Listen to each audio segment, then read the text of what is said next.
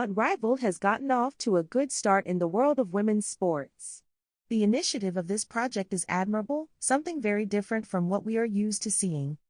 From changing the rules to a 3-on-3 to fairer salaries, this new league wants to strengthen women's sports, and its start has lived up to expectations. This project brings together 36 WNBA players in 6 teams with the same goal of revolutionizing and setting an example for women to continue to raise the bar in the sport.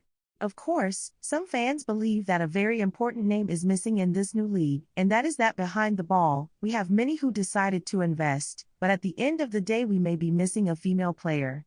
It is no secret that Clark is certainly the face of the WNBA. The Indiana Fever player turned down a $1 million offer to join the league.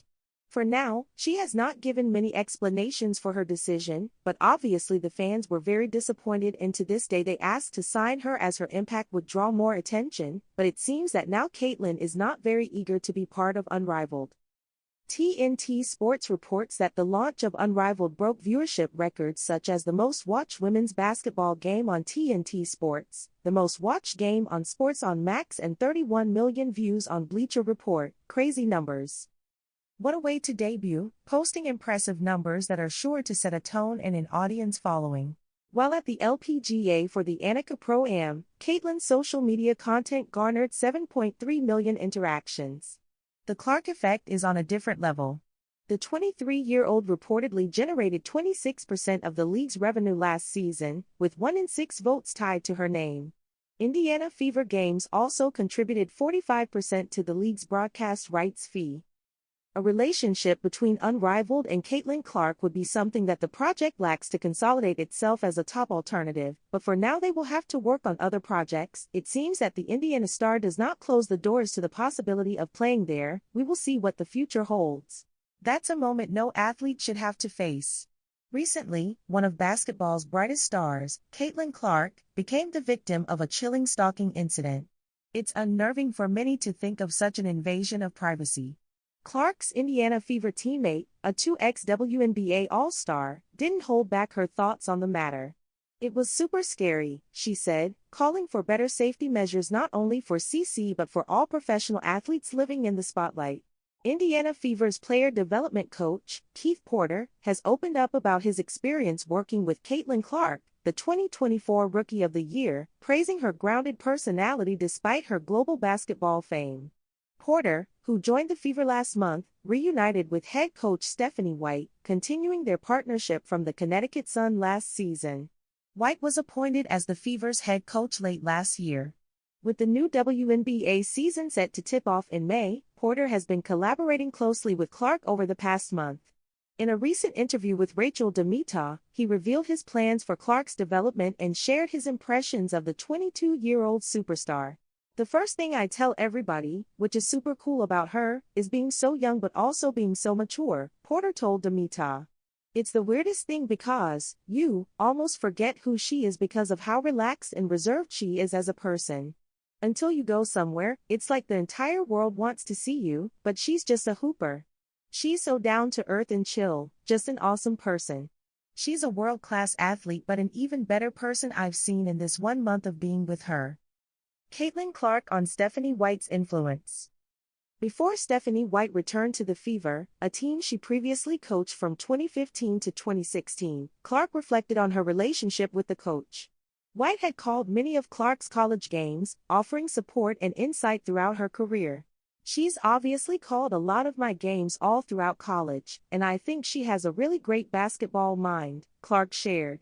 "I think she's done a great job calling college games. It's been great to see her on NBA games. I think what she's done is she obviously has been a trailblazer, honestly. I think she's somebody who's been supportive of my game, and it's been fun to talk to her at shoot-arounds throughout my college career and has always been really supportive." Clark expressed her excitement about facing White in her professional career, saying, "Yeah, so I think the biggest thing is it's fun going up against her here now for my first time after her calling a lot of my games. Now I get to play against her, so that's going to be a lot of fun for the both of us."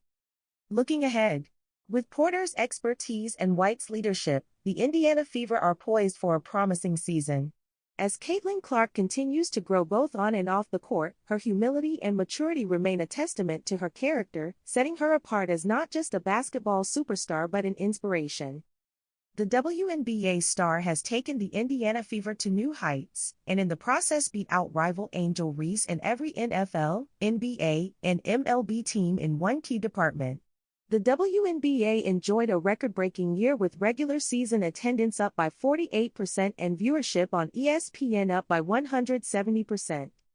Much of this success is undoubtedly due to the 2024 rookie class with number 1 overall pick Clark spearheading the interest.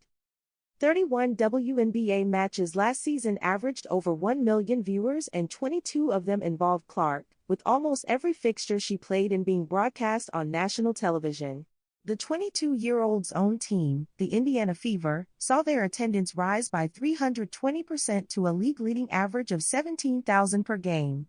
Such unprecedented success paved the way for a new $78 million training center in downtown Indianapolis.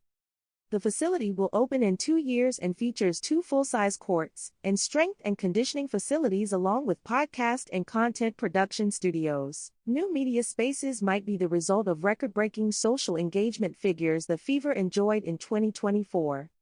According to a report released by Indiana themselves, the team topped the WNBA in social media engagement, video views, followers gained and total followers. This led to the team securing the most sponsors in the league. However, it's not just the WNBA the Fever are beating teams in. Between April 15th and July 19th, they beat every NBA, NFL, NHL, and MLB and team-produced video consumption, with over 800 million views. Another new report was also released, this time for the entirety of 2024, with brand analytics firm Zoom ranking every sports team in North America by their total social value and growth. 4 WNBA teams packed out the top 5 in terms of growth, with Fever top of the list ahead of rival Reese's Chicago Sky in second. The Fever's total social value is listed at $71.9 million, with a total social growth of 635% compared to 2023. The Sky saw a 590.20% growth versus 2023 for a $17.5 million social value. NWSL side Orlando Pride were third on the list, with WNBA clubs Minnesota Lynx and Los Angeles Sparks rounding out the top 5. Teams like the Los Angeles Dodgers, MLB, and Washington Commanders, NFL, naturally have a higher overall value, but no team across the NFL, MLB, or NBA is enjoying the same level of growth as WNBA teams, especially the Fever.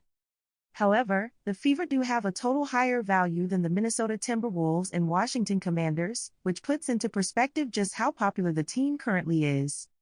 The WNBA will be looking to extend their record-breaking growth into 2025 when the league returns on May 16, a day which sees a blockbuster clash tip off the new season. Reese and Clark will face off in the first game after playing each other a staggering 5 times last season, demonstrating the high demand the two players draw.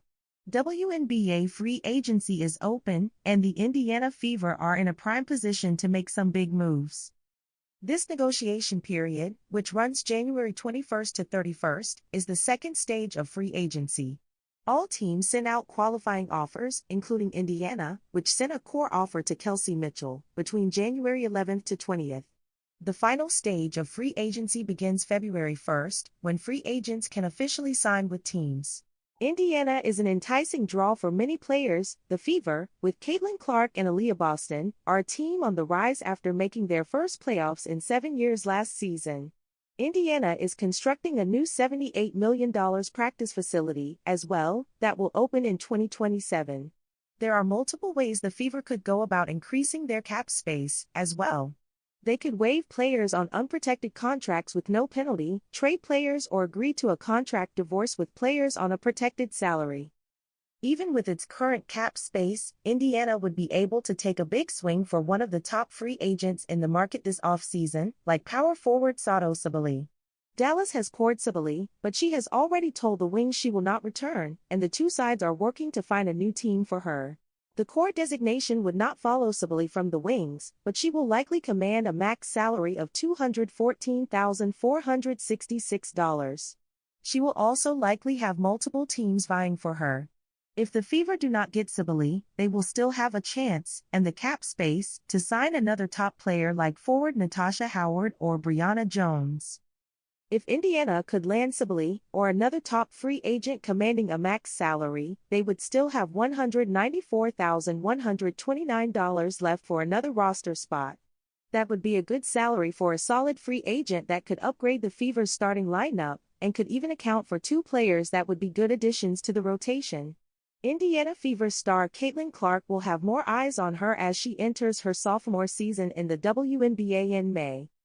She silenced the naysayers in her rookie year, helping the Fever reach the playoffs for the first time since 2016. She also set multiple records along the way and became an easy choice for Rookie of the Year. But the Fever guard, who turned 23 years old on Wednesday, isn't just making an impact on the hardwood. She has also made significant contributions to the community while voicing out against social ills like racism, discrimination, and misogyny. The Caitlyn Clark Foundation teamed up with publishing company Scholastic to donate 22,000 books, in homage to her number 22 jersey, to kids to entice them to read. "Reading and education have always been hugely important in my life," said Clark in a media release, as reported by Indy Star's Nancy Armour. "I remember picking out the books from the Scholastic flyer and how empowering that was for me as a child, and how motivated I was to read. I want to help kids have the same experience, to develop their reading skills and open their imaginations to dream big."